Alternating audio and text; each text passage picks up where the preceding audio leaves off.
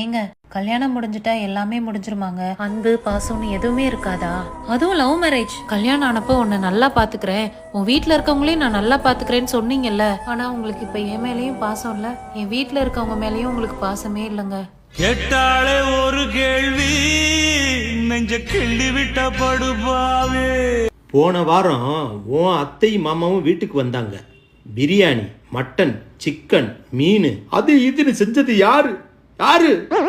அதே ஏன் அத்தை மாமாவும் வந்தாங்க.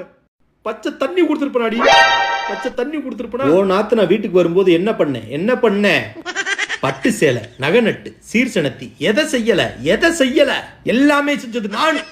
ஆனா ஏன் சொந்த மச்சனை வீட்டுக்கு வந்தாடி, வீட்டுக்கு வந்தா அவன் மூஞ்சில முழிச்சனா? அவன் வீட்டுல இருக்கானு நான் ஆபீஸ்ல இருந்துட்டு வீட்டுக்கே வராம இருந்த வேண்டிய நாளு. என்கிட்ட பேசவே பேசாத. சாரிங்க,